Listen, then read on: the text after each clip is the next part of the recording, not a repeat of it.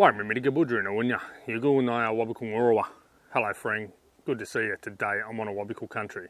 I'm up here in Munmora State Conservation Area in the beautiful palm tree picnic area. This is actually the start for a very short little walking trail, and I'll link that video at the end of this one, and you can watch it up here as well. So go check that one out. Absolutely gorgeous. It's only about a 600 metre walk, but absolutely stunning. Anyway guys, over the last year or so I've been asked a number of times what is in all these pouches and everything that I carry on my belt when I'm going for a bushwalk. Now, if you've watched back through my older bushwalk videos, you'll see me carrying everything, and then there's other times, like with Abbots Falls a couple of weeks ago, where you'll see that I'm not carrying the same things, but rather I'm carrying a bag and some of this stuff. So I'm going to give you a bit of a look through today and tell you exactly what's on here and what's in each of the pouches. So now I'm going to start it off. Obviously I've got my knife. I love carrying this thing. The sheath I had handmade by Tyler from Full Throttle Leatherworks. He's not doing quite as much these days as he's got other commitments and things like that, but he is still dabbling in it from what I believe. Absolutely love this sheath and brilliant price, and I love the knife. I have noticed that I've got some staining on there.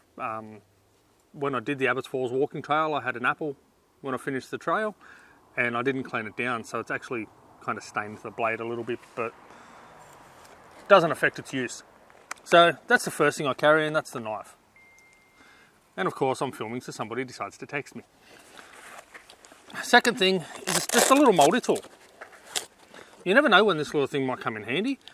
More so than anything though, I use it to pluck leeches off and hold them while I incinerate them. I absolutely bloody hate leeches, and when I get them off, I tend to grab the lighter or something and give them a bit of an incineration before I put them back into the wild. So, little mouldy tool, there's a knife in there, screwdriver, all that basic stuff. It's a cheap, what is it, brand? Excalibur brand. It's a little Kmart job. It's not a major important thing, but it's handy. Next along is, not hard to tell, it's my first aid kit. Nice and bright and vibrant and stands out so everybody can see it in a pinch. This comes on every bushwalk with me regardless of what I do. Same with the knife and the mouldy tool. If I'm doing a bushwalk, even if it is somewhere like this, or I don't know, just a more popular bushwalk, I'm carrying these three things at all times. If I'm doing a bushwalk and I don't have the bag, I'm generally carrying all of it together, but not always. So first aid kit's quite simple. It's a quick release kit. So basically all you've got to do, when I've actually done it up properly, is undo that clip that you just saw me do here. Grab the handle at the back there and just rip the whole thing off. Now I'm not going to do it now, but it's a quick release one. Makes it nice and easy access in a pinch when you need it. So inside, splint, snakebite bandage there, some bepanthen, some antiseptic powder, some basic medications, painkillers, Celebrex, anti-inflammatories, band-aids, scissors, a couple of different bandages. Yeah, just all that basic stuff.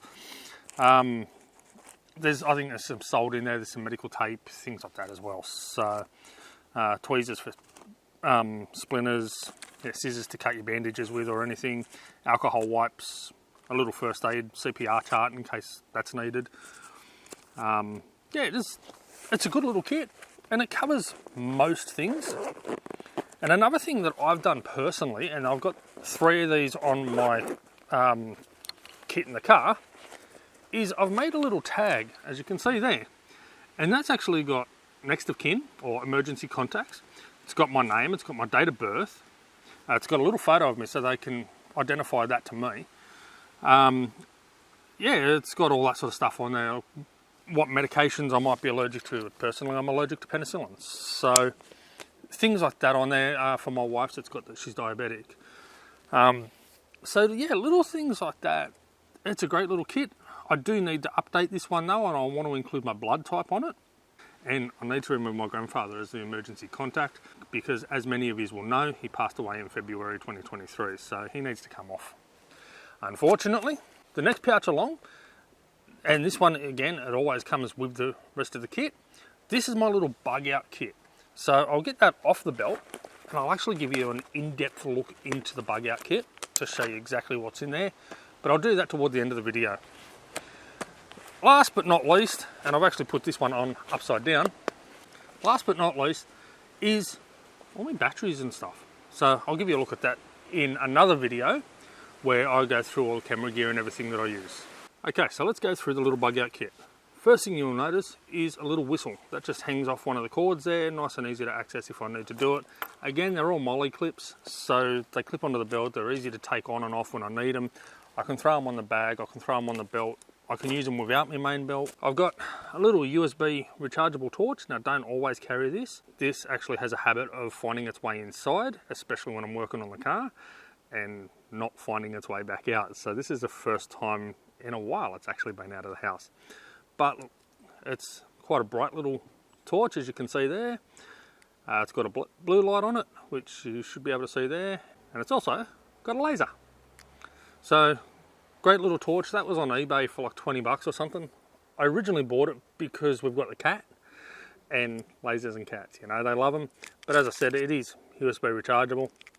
So it's a great little addition. I want to actually get a couple more, one to throw in the car, one to use at home for obviously working on the car and doing other bits and pieces. Even working on the computer when I just need that little bit of light, because as you can see, it's a small rounded area, so it's actually really good. So that generally lives in there when it's not at home. Next, I've got a little compass. Now, it's not a bad little compass, this one. I spent a couple of bucks. I think I spent about 60 bucks on this one. So I've got the compass there. That lives obviously always in the pouch as well. And it's got the little mirror and sight and all that sort of stuff on there. So great for finding your way out in the bush. And it's got the little see-through section at the bottom there as well, so you can try and find a location or a marker or something. Inside the first pocket, first thing, some of those little wax firelighters that you saw me make a couple of weeks ago. These are absolutely brilliant. I love them. They're light, easy, and very easy to keep in the bag here. I also keep a cigarette lighter, a little ferro rod with striker. However, I do normally use the knife when I'm using the ferro rod. I just find I get a better strike with it. Some aluminium foil with a couple of matches in it. So the whole idea of this kit is that it's a bug out kit. If something happens and I get lost in the bush or whatever it might be, I can at least call for a bit of help with the whistle. I've got the mirror and the compass, so I can try and find my way out. I can signal for help with the mirror. I've got the light again if I need it overnight, same sort of deal. Stuff to start a fire and all that sort of thing as well. In the back pouch, a little notebook, which I don't actually have anything to write in it with, but a face shield. That's a New South Wales Forestry one. I picked that up when I did one of the Clean Up Australia days. So a little face shield I can use for warmth around my neck to protect myself, strain water, things like that. So another torch, and there's some AA batteries in the bottom of that. That's not a bad little torch, does all right. A few strips of paracord. There's only, I think, two 2-metre strips or maybe 4-metre strips, and these will do well. For example, if I need to try and make a lean-to or something to hang food over a fire or something like that, these will do quite well for that. And a couple of space blankets. So again, trying to create shelter at night, and you know, just need to tie them up somewhere or something like that, then that's the idea of those. So that's my basic little bug out kit, guys. There's not a lot in it, but it's enough that if something happens to me and I get stuck in the bush, I've got shelter, I can start a fire, I've got something to strain water over, that sort of thing. So it's not too bad.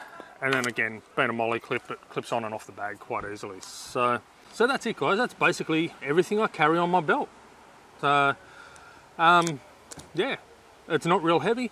As I said, some of the stuff does come off and go onto the backpack on different heights. As you saw with Abbott's Falls, I had the first aid kit hanging off the back, and I actually had my camera one hanging off the bag as well. So sometimes I'll take things off and hang them off the bag, otherwise I'll just leave them on the belt. Alright, if you like this one, guys, please remember to leave a like. If you haven't subscribed already, please do so. Yama Bujiri Murugu, walk a good path. Yano, goodbye.